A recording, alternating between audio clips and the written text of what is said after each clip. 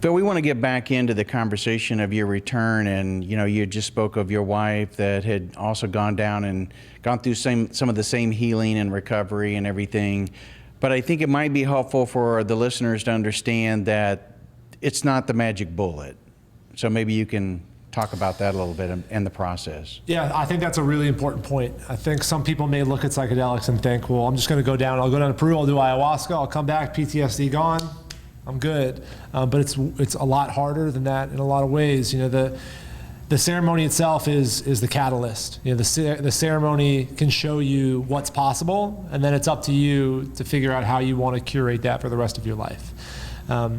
For me, I got home from Peru, and it wasn't as if I was full of questions, but it's almost as if I had this book that was written in Sanskrit, and I needed somebody to translate it for me.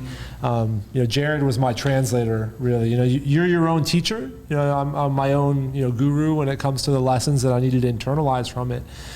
But you're essentially, you're taking a trip to the cosmos, and you come back, and you've seen all these things, and you've heard all these things, and sometimes you need help interpreting it. So having an integration coach, having Jared as my integration coach, and constantly working on myself was key. The first thing I did when I got home was take time for myself. I had to block out all distractions. I couldn't listen to the radio. Certain music would even set me off or trigger me. These feelings, this discomfort, being around certain people. And then the process was really this slow integration of things and of people and of experiences back into my life, and figuring out what I was going to keep and what it was that I was going to set aside. For example, I was a really heavy drinker for years and years and years. I think a few weeks after I got back, I said, well, I'm going to try to drink it. I just want to see what it feels like. And it felt terrible. It just didn't feel good in me anymore. There wasn't an urge for it. When I tried it, it just didn't sit right. I realized I used to bite my nails my entire life. I didn't even bite my nails anymore. I didn't want to bite them. I didn't want to do anything that was not healthy for me or my body. I just stopped doing. But I had to figure out what was sustainable of the things. I stopped eating pork. It was part of our diet going in.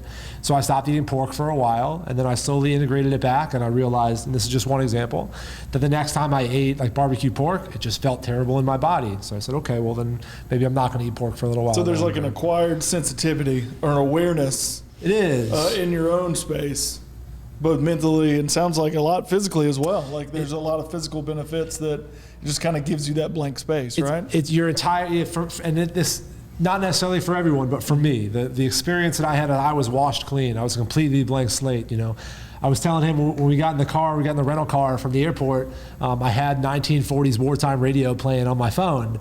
And I said, you have to forget, I don't know if you like this kind of music, but when I got back from Peru, I started listening to oldies.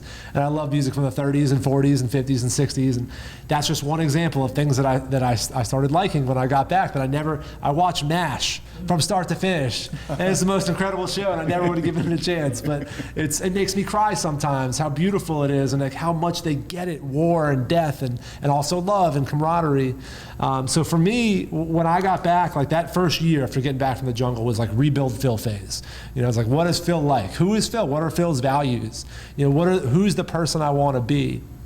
And as I'm discovering that, you start taking on, different parts of yourself and deciding this is who I am, or the world decides. I decide using the world around me who I am.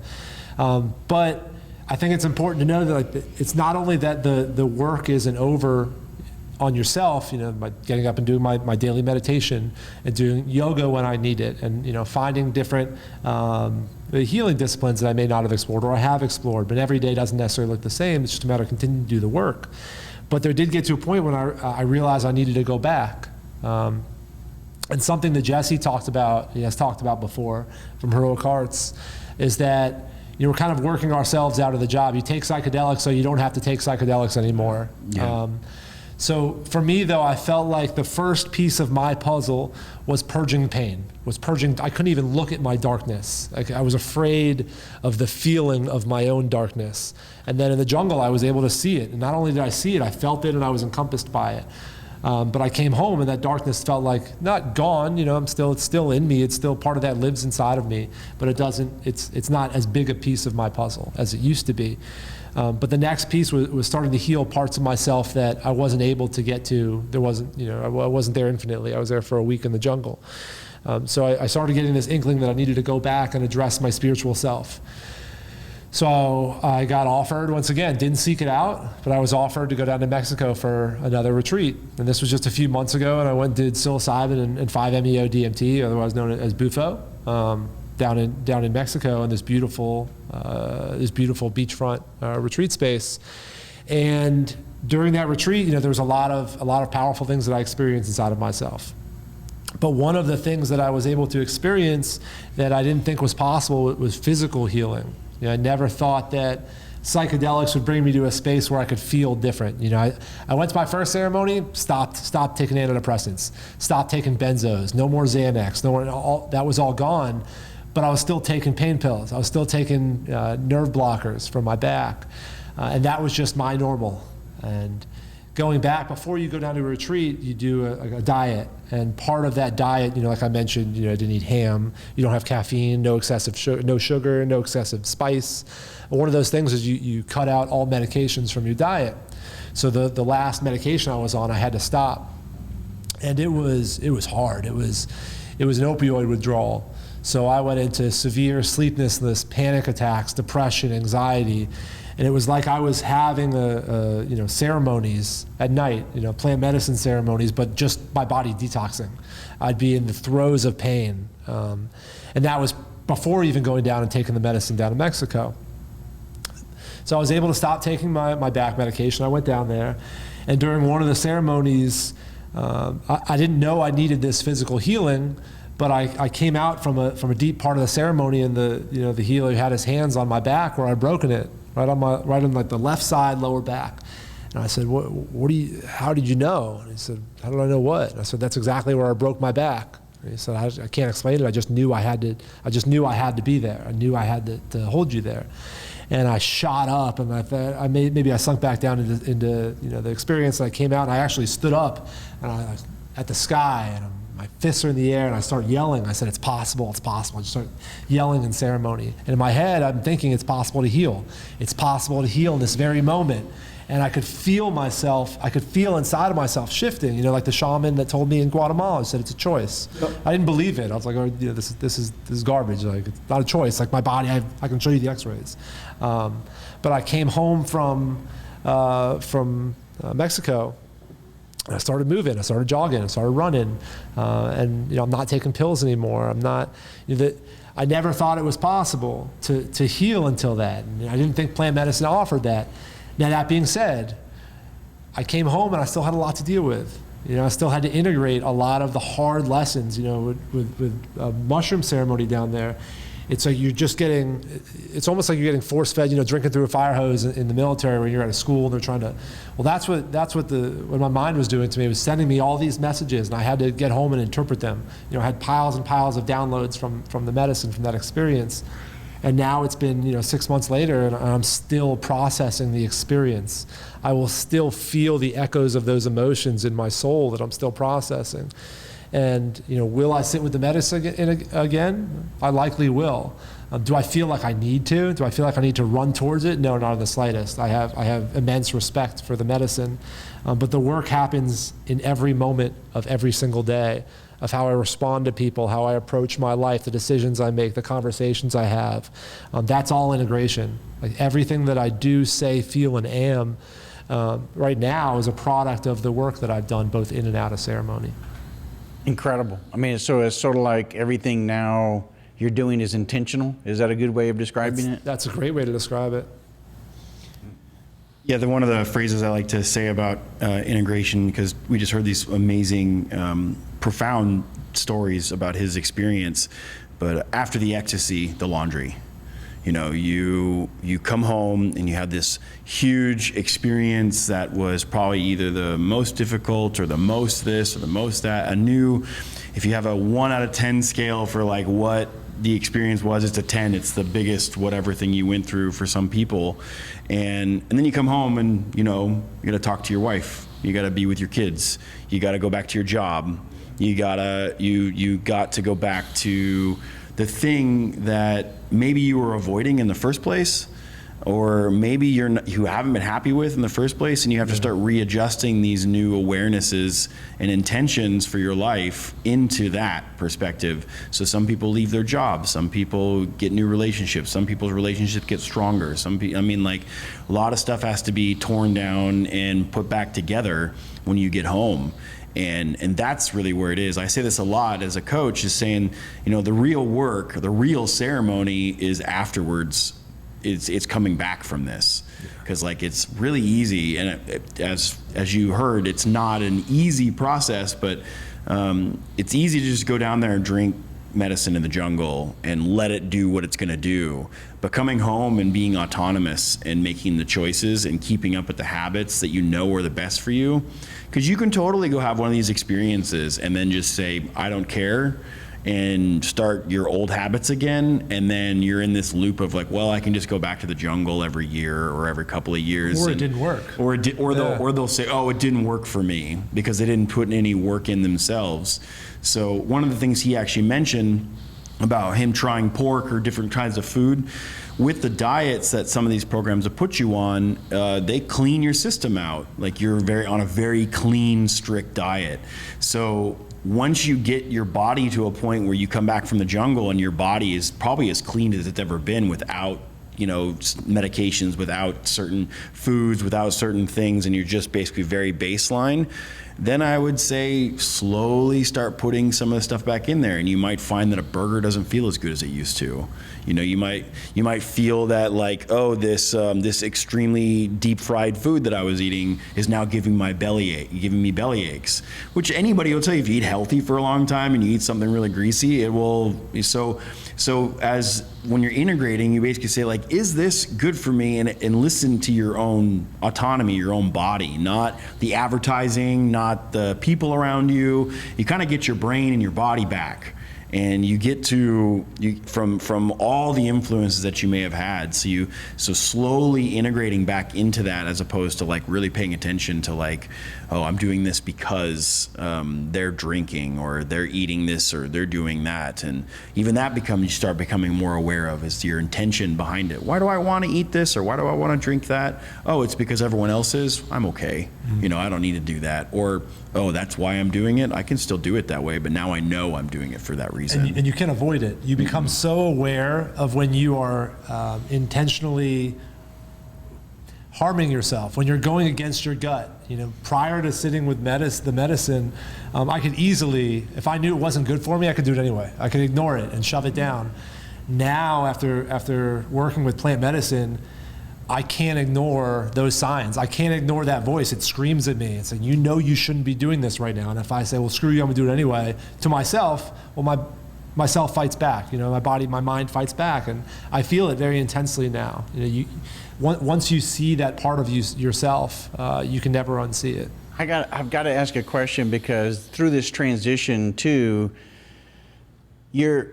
you had the opportunity to purge your mind, body, spirit, get back to maybe more of the foundation, a baseline of which you could build something back up. So it's not like you stripped everything away. Your family's still going to be there, friends, you still want those relationships. You didn't break all of that away, but what you did is you tried to peel out, it sounds like, the parts that maybe you wanted to take away and chip that stuff,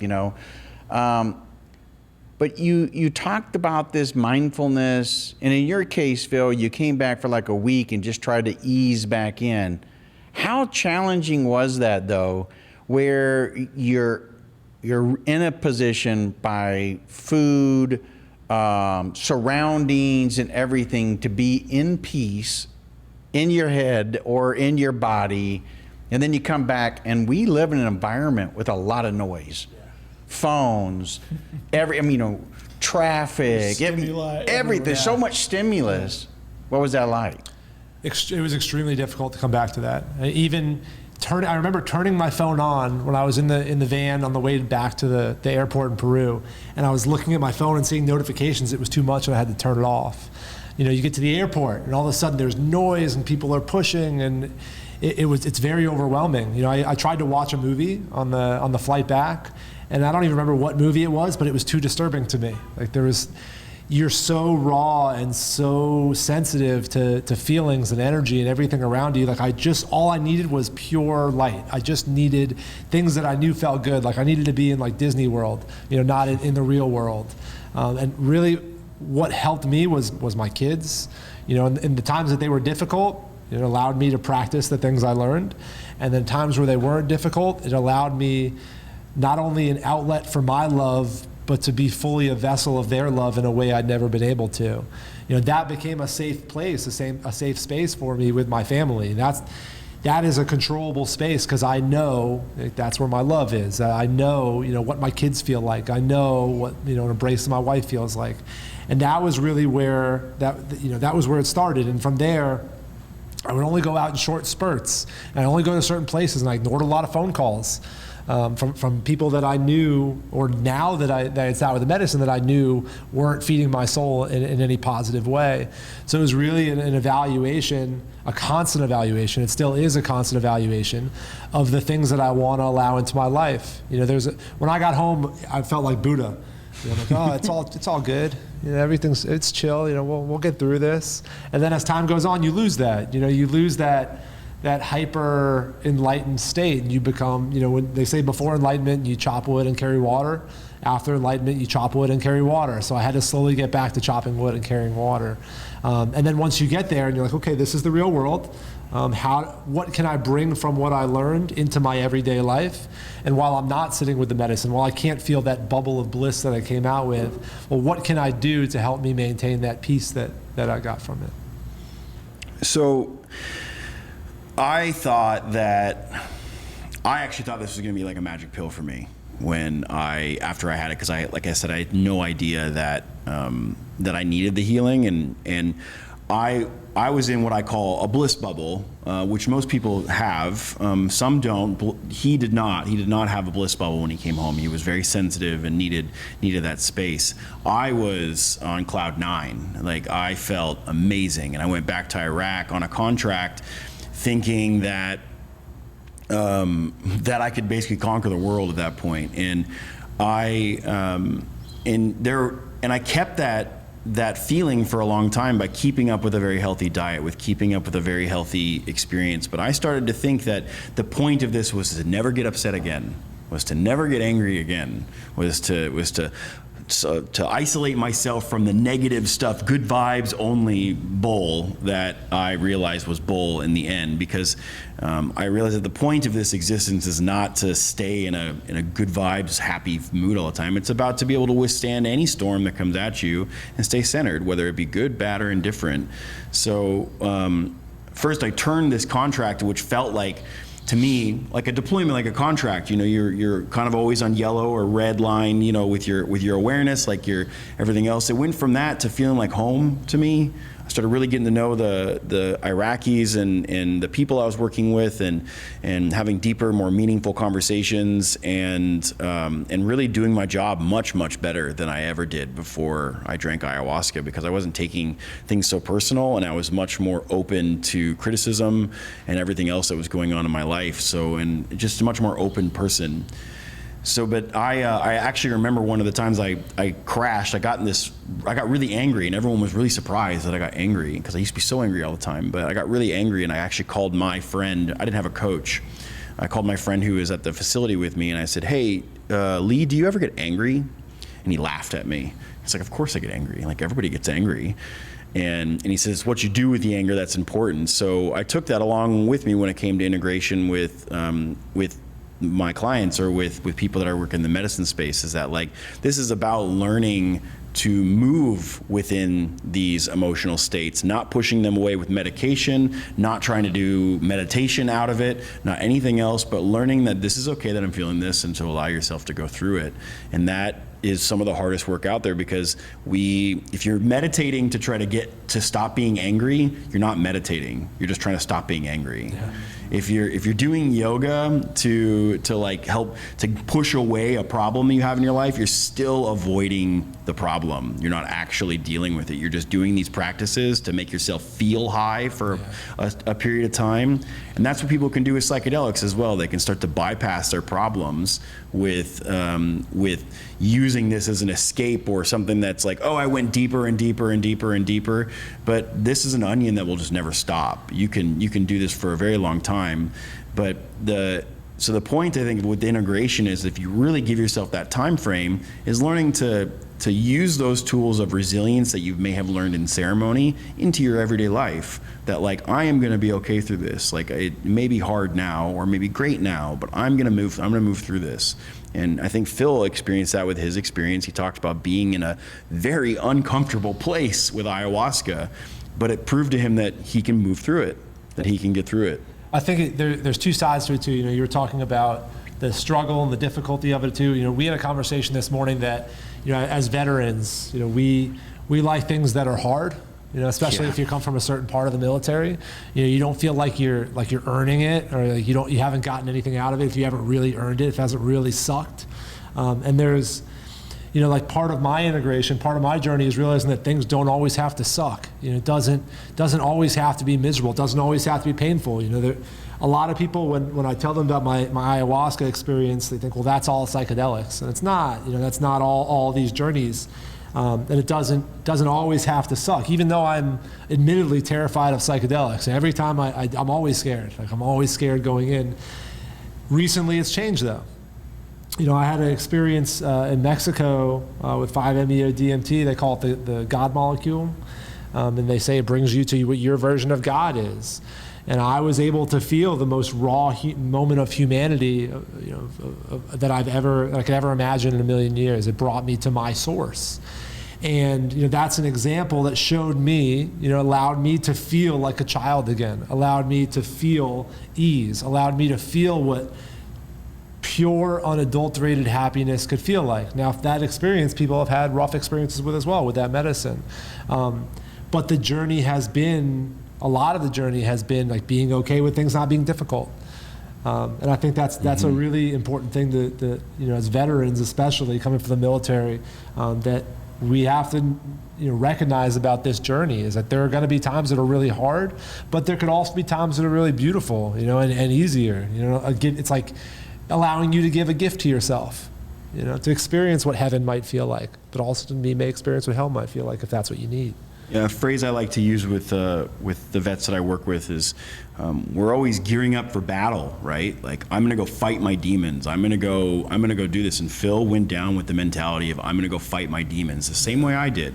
And guess what? When you go looking for a fight, you're probably gonna find one, whether that be in psychedelics or in life. If you're going looking for a fight, you'll probably find one. So I like to say, like, how about we make some peace with our demons, as opposed to like going to fight them, because you've been fighting them now for what you said, 18 years you were fighting before that? Like, how long have you been fighting these demons? 18 years? So you want to go to the jungle now and just go 10 rounds with them? Why not sit down at the table and make some peace with them so we can just be done with this? So the fight will continue forever, but why don't we make some peace with where you're at and like accept where you're at?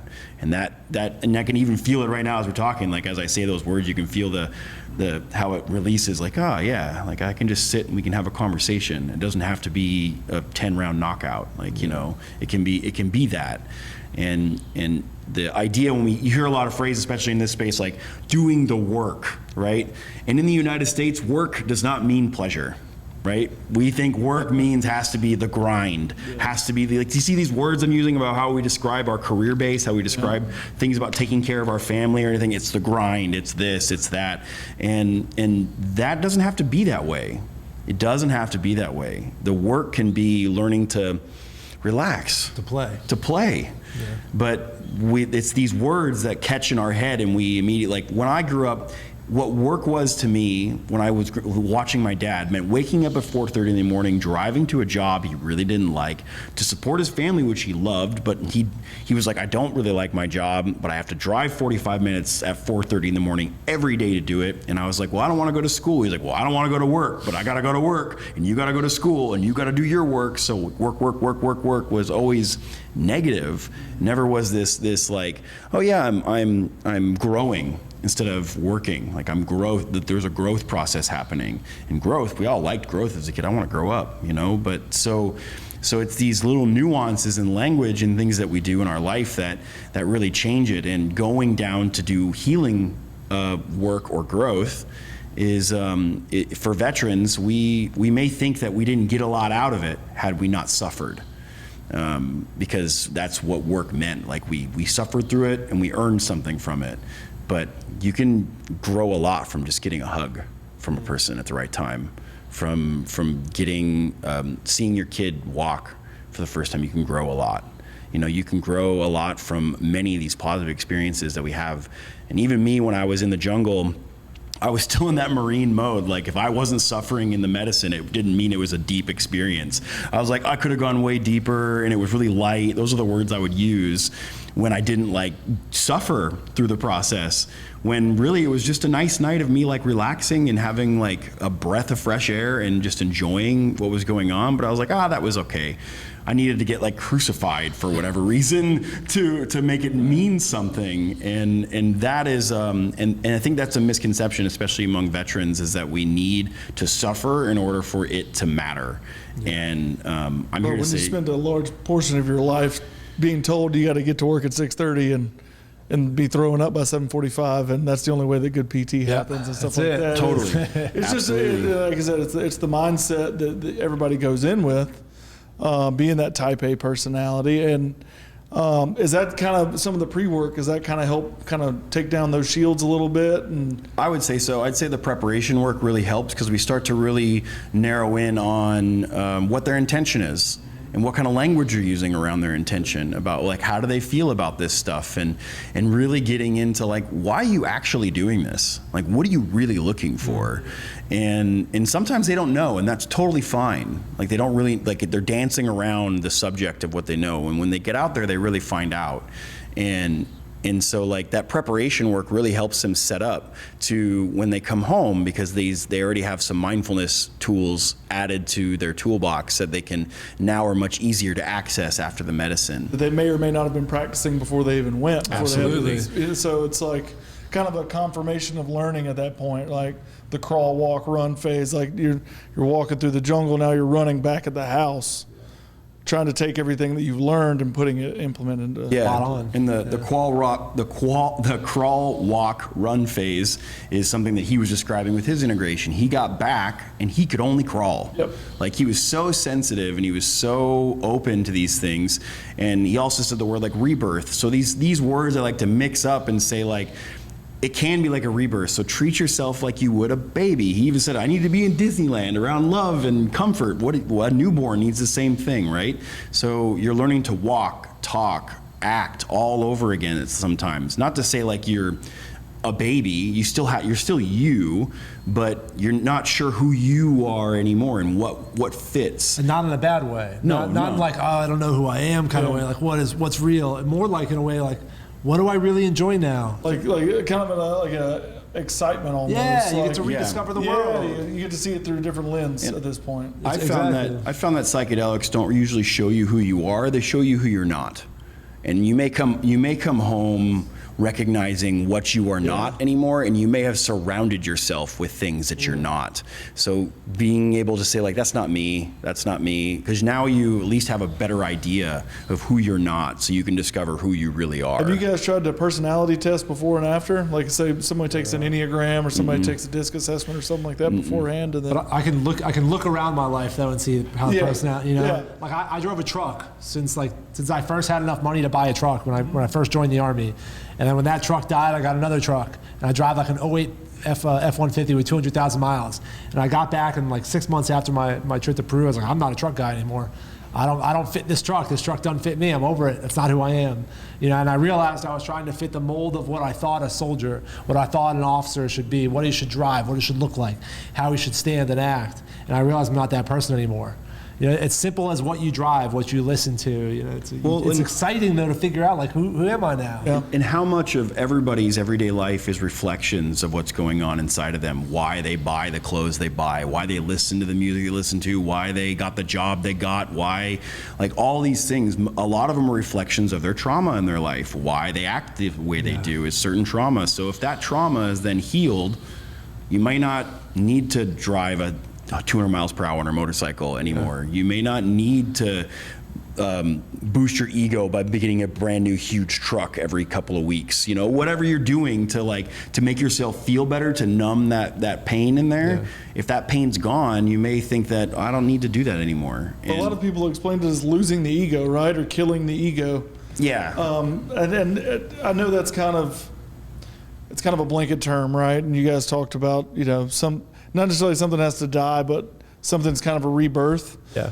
And telling you who you're not, and I think that's kind of plays into that death of ego, or however you want to explain it, is showing you who you're not. Yeah, You absolutely. might not be that guy. An analogy I like about the ego and what happens with psychedelics is sometimes the ego, for those that don't know, is just your sense of identity, who you think you are. And sometimes who you really are, like your true self, is like here, and your ego is like here.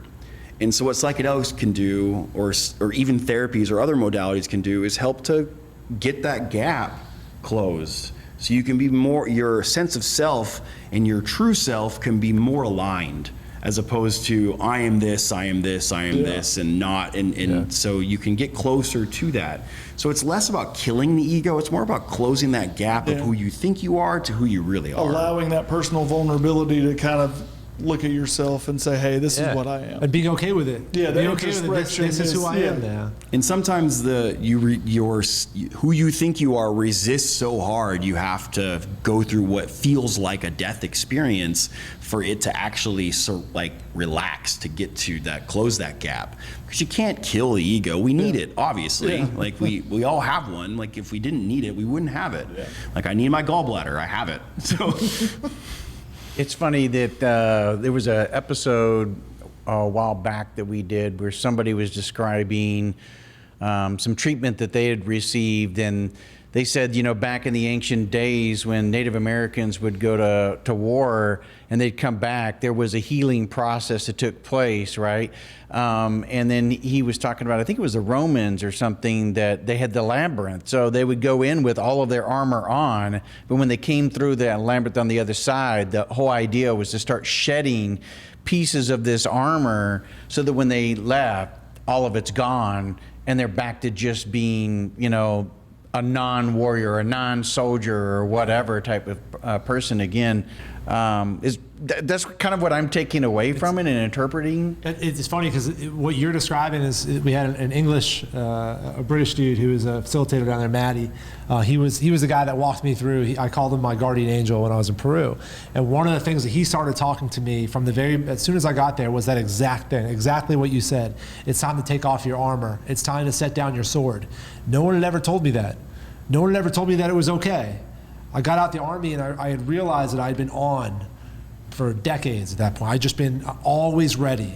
You know, when I was overseas, even when I was going to the training event, like I was always on, and I was always on guard. And I got out the Army and I was like, cool, I'm still, let's bring it. And having someone put in those terms and say, it's okay. Lay down your sword, man. You're a warrior. And just redefine what that means. It's not what you think or thought it was. It's what you can be. It's being soft. It's being loving. It's being vulnerable. You know, you're still a warrior. You can still defend your family and yourself and those you love when you need. But at the same time, like, you don't need to walk around carrying 100 pounds of armor on you. You don't need to have your sword at the ready all the time. It's okay. Lay it down. That's something that if I hadn't gone, you know, to the jungle, if I hadn't, you know, been involved with organizations that have helped transition, you know, the systems that are in place, you know, the VA, the Veterans Administration, I have had my most significant healing outside of the system that didn't teach me that, you know. Yeah, you had some questions and stuff that you brought with you that we had talked about, where most people are probably, you know, at times often thinking about some of the things that you're going to cover, and these were probably some of the questions that were even on your mind prior to going down there. And I think they're going to be very valuable to those that are watching or listening to these episodes. So. Yeah, we develop these questions both. So Jared, as a coach, gets these questions a lot, and myself, with American Yogi and being very vocal about my use of plant medicine, people send me messages constantly. So we wanted to write them down and talk about them in a way that hopefully answers it for as many people that may be sitting with these same questions. So a question I get a lot is I'm a contractor, or I'm a first responder, or I'm a cop. When I get back, will I be able to still do my job? I will say that for myself, after my experience as when I was a contractor and went back to my contract, I didn't lose my edge. I actually felt like I was a more effective and efficient contractor and warrior than I was before I left. Because when I left, I think I said this before, I took criticism a lot harder. I took things much more personal. I was much more in my head. I had a much more of a storyline about what I was doing on that contract. But when all of that was released from the medicine experience, I felt like I could do my job actually better, more efficiently, and I wasn't hanging on to some of the stuff that was challenging as much. It was easier to let that go. So, and a lot of Marines and soldiers and everything else that I work with are scared of losing their edge, right? They think that their stuff is what's making them stay in that hardness, that edge. And I would say that it's not going to make you lose your edge. It just might make you drop a little bit of the weight that's holding you back from honing that edge even better. What if I go crazy or I have a psychotic break?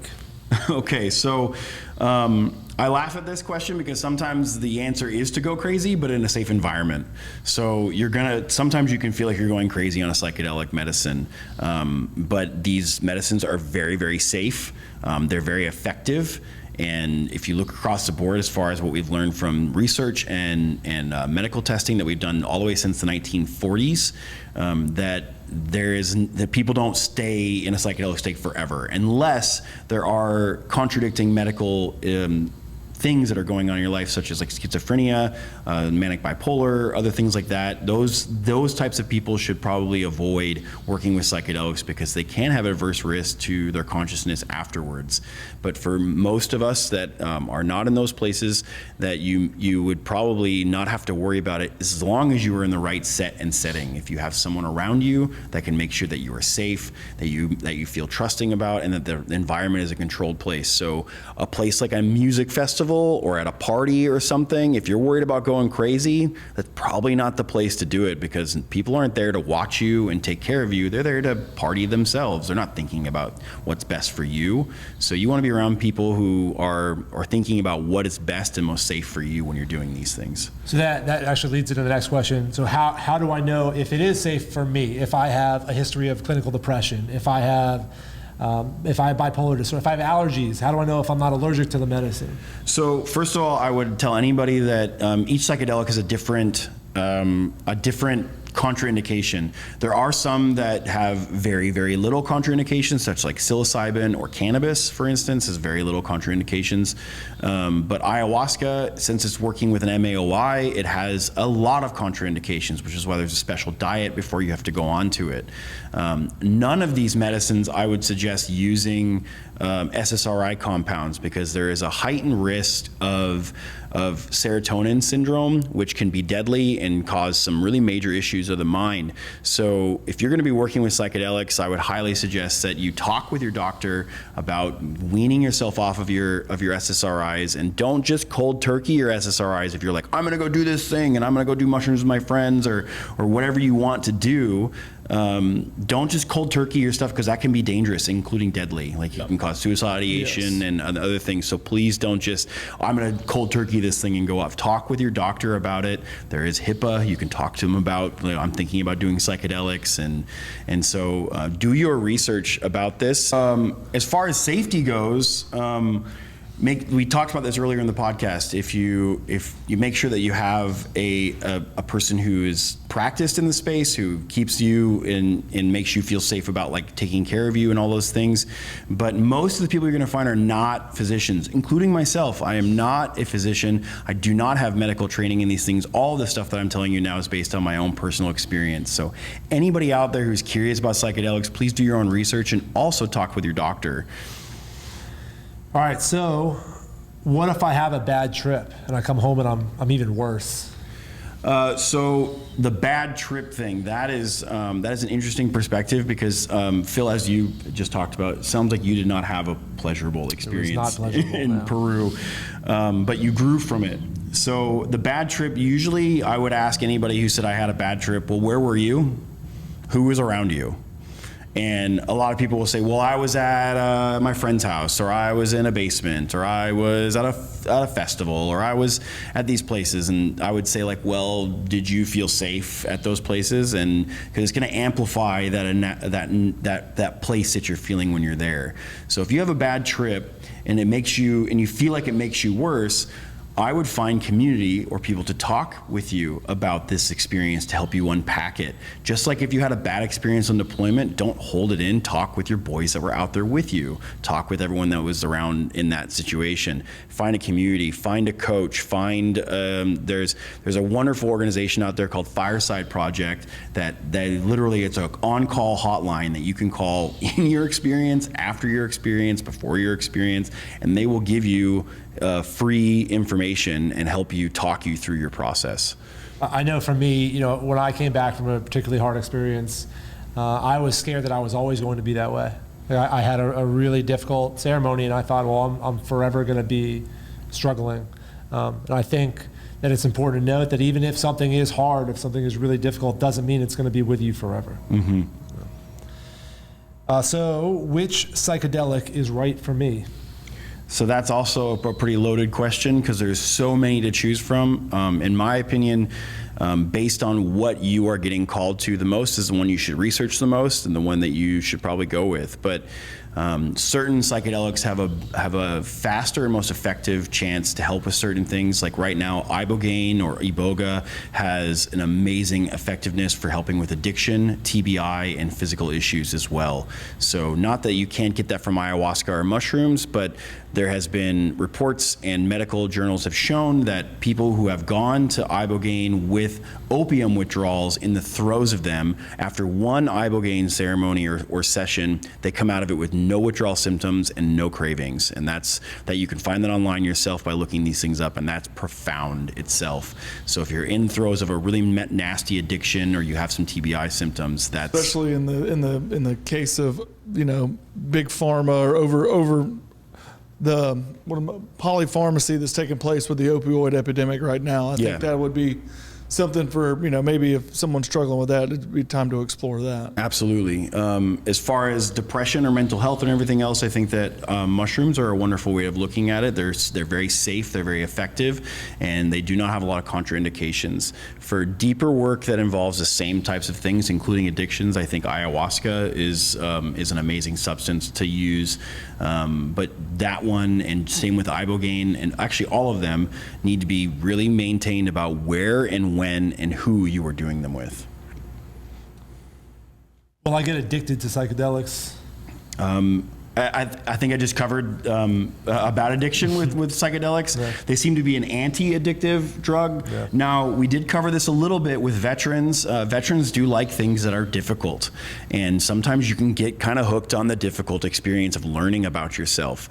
So, and I say kind of mean like you don't feel like you need it to function the next day. Like you're not, oh man, if I don't get my psychedelic fix, I'm not gonna. Yeah, like I'm not gonna be able to make it to work today. Like that's not these. There is no medical journals or anything that shows that these are physically addictive. Now, that being said, ketamine is physically addictive, so that was something that it's not one of those things that should be taken regularly. But most of these other psychedelics are non-addictive. The experience can be very profound, but I will say that it's hard to do them consistently, as well as chemically, taking them like every day, they actually start to lose potency and they stop working. So if I were to take mushrooms, a large dose of mushrooms today, and then take that same dosage tomorrow and the next day and the next day, in about 7 days, they would stop actually giving me any psychoactive effects. So it's very hard to chase this experience without giving it some space in between. All right, I'm sold. I've listened to you talk about psychedelics for 2 hours, and I want to go. So do I have to go to the jungle to do this? Can I do it in the States? So if we're talking about ayahuasca, well, first of all, I want to say legally, you are not allowed to do it in the States without fear of having some sort of legal issues coming your way, whether that be arresting, fines, or even imprisonment for up to 10 years in some of these things. All of these substances in the United States are Schedule I substances. None of them have changed. This includes cannabis, everybody. Like, it's still a Schedule I substance. And if they really wanted to, they can take you and put you in prison for a minimum of 10 years. So all of these things doing in the States, you're doing at your own risk, and that's why it's so underground, and that's why they can be dangerous. So I would say one of the reasons that we do it in South America is because you can get rid of that paranoia in the back of your head of like, oh, the cops are going to come bust in here. And I think one of the most dangerous parts of psychedelics is the possibility of getting arrested more than the substance itself. That being said, no, you can find them in the States. You can find underground circles. You can find these things. As a person who works in this space, I would say be very, very, very careful about who you're doing this with. There's no board of ethics. There's no anybody protecting you on this aspect. You are participating in an illegal thing, no matter if someone says it's a legal church or not. It's still Schedule I substance, not legalized. So you don't have to go to Peru. And ayahuasca itself, I'll tell you from my experience from working with ayahuasca in the States and also working with ayahuasca in Peru, we are not doing what they are doing in Peru. We just are not.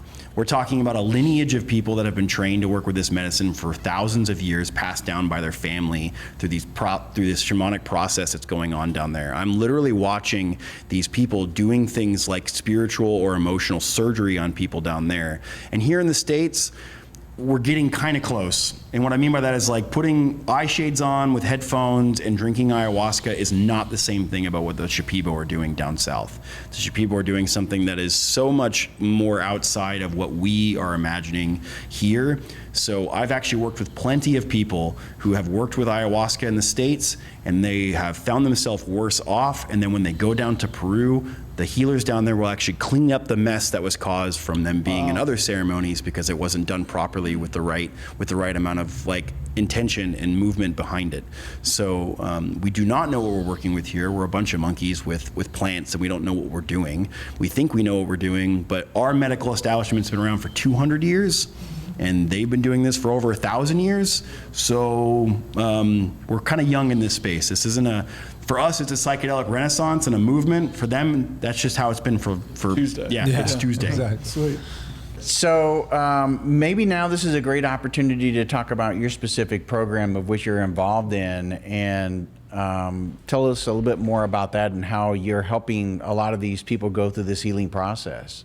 Yeah, absolutely. So I work for an organization called Heroic Hearts Project. I am the lead integration coach for Heroic Hearts Project. So when we started in 2017, I was the only coach, and now we have a pretty robust amount of veteran coaches that come through. So let me break down what we do as a program from start to finish. So as a veteran, you would go onto our website, and then you would sign on and you would apply to go to a retreat.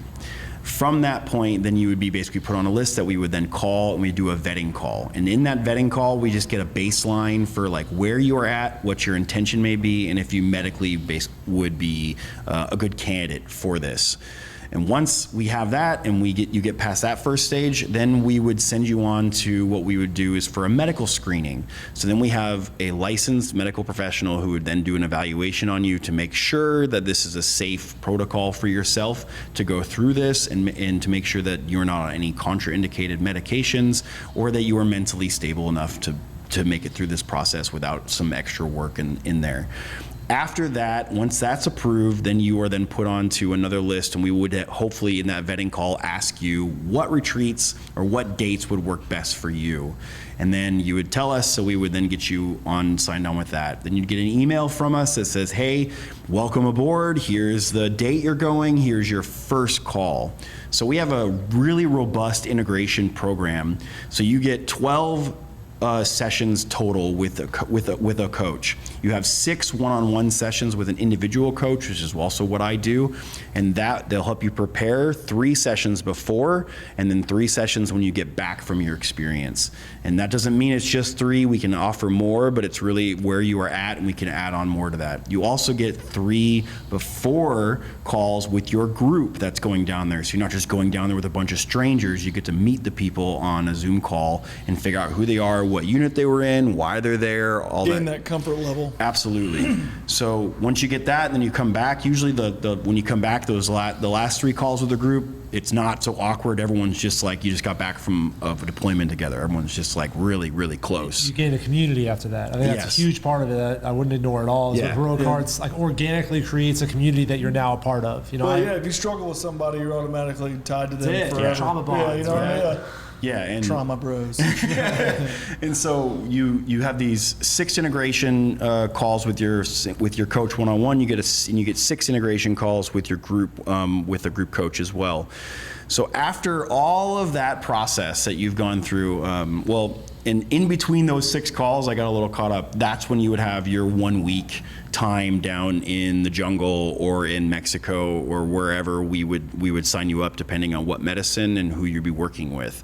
So right now we work with 2 places. We work in Tarapoto, Peru at a center called La Medicina, and then we also work with a woman named Dr. Andrea who works in Mexico for us and does private retreats for our veterans. So once you go through that, you have your 3 ceremonies on the back end. Your 3 sessions on the back end with your coach, and then you would be added to our alumni group. And to our alumni group is pretty much anybody who's completed the program, and we do monthly alumni calls where we basically all can get together. Anybody who's been through this experience through Heroic Hearts, as you said, building that community, and we start having calls about integration. We start talking about deeper topics, and because coming back from this experience sometimes can be like coming back from a deployment, and people ask you about it, kind of like, how was Iraq? And you're like, if you haven't been there, you don't know. So it can be very hard sometimes to connect even with your closest friends that haven't been through this. So maybe curious and everything else. So we host these alumni calls so everyone can have an opportunity to like get back to that community and talk with each other about their experiences and where they're at with their integration. And then after that, if you feel like you want to be a coach or you want to contribute to the organization in some other way, we will nurture that and help you in that direction as well with coaching, with admin work, with whatever we need at that point. What else is really cool about this is we just merged with the Hope Project. So the Hope Project is basically the same thing that we are doing, but for military spouses. So so military members or veterans will go on our retreats, and then when they come home, their spouses will now have an opportunity to go have their own experience. Because as Phil said, man, it can be difficult, and you do not have the language to come home to talk with your spouse about what you just went through. But they also could be getting some healing from this experience as well. Not just because they have their own stuff, but there's a lot of trauma that anybody who's a vet and has a long-term marriage knows that you as a veteran have caused a lot of pain in the family with the deployments, with the mentality, with a lot of stuff. Not to say that we're evil, but we're in pain, so pain resonates to the family. So we want to be able to give a full spectrum healing to the family. So we allow the spouses to go on their own retreat to get their own healing, and then we can kind of merge back together with that same program. 3 sessions with an individual coach, 3 sessions with a group, and then going out to the center. So it's the same program, just for spouses. Would you recommend like a spouse group going together, like as husband and wife doing it at the same time, or was it better to stagger? In my experience, I would say no. It's better to go by yourself. A lot of us have codependency issues with our spouses, and we don't even know. And I don't even want to call them codependency issues. Just natural codependency. People say this all the time. I've lost myself in my relationship. Like, I don't know who I am without this person.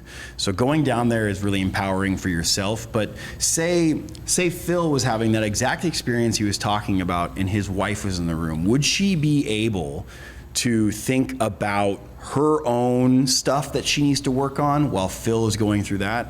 Would I be able to go through my own stuff with my wife going through her thing right next to me? My wife being the nurturer she is probably wouldn't immerse herself. And we want everyone to go as deeply into themselves as possible. So one of the reasons why we do not do couples retreats is because we want people to really get back into their own saddle and start having some autonomy in their life. And we give away a lot of our power in our relationships, not in a bad way, just naturally. We just do this. There's lots of compromise and conversation that comes.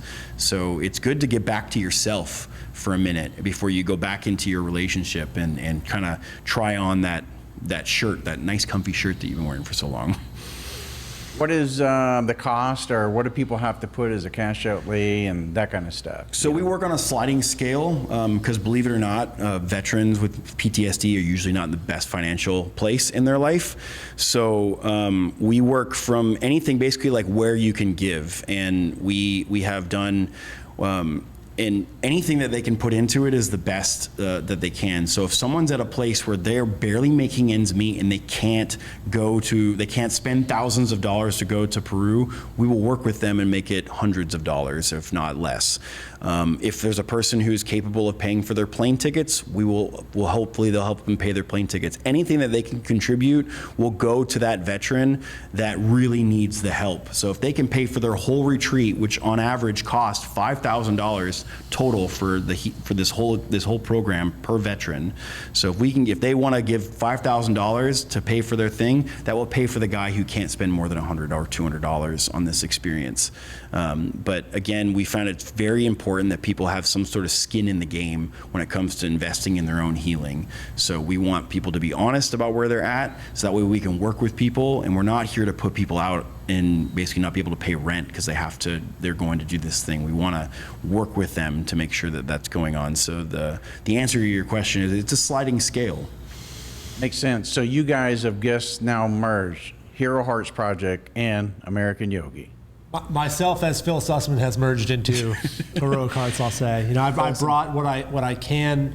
I think a while back on the podcast, I talked about my journey and everything that I'd done, how it keeps kind of piling on to my next stage in life. And I feel like everything that I have done in my life, the hard things, the things I've learned, my photography, my yoga, everything that I've done makes sense in my path now, which has been working with Heroic Hearts. We started making shirts for them, and 100% of profits. It's not like, oh, buy these shirts and 10% will go back to vets. 100% of our sweat equity goes right back to Heroic Hearts. So everything that I do now, I see, we have our own retreats. It's American Yogi, things that I do. They're still under the American Yogi umbrella, but I've been pouring myself and everything I can into contributing for Heroic Hearts, and I do see that as my next path of service. So how does somebody find out more and get a hold of you to ask questions or to learn more about this program? So the easiest way of doing that is you can either find us on Instagram, Facebook, or LinkedIn, and or you can go to our website, which is www.heroicheartsproject.org. And on there's a contact us and frequently asked questions and everything else, as well as how to apply and much more in-depth detail about our program and how we serve veterans. So that's the easiest way of getting a hold of ourselves and getting questions asked. That's where the application portal is as well. That's Absolutely. where you're going to fill out your application. Yeah, if they're it'll be on that website. Okay. And if anybody wants to contact me and ask me about my experiences or the future, Live American Yogi, LIVE, American Yogi, or AmericanYogi.com. Awesome.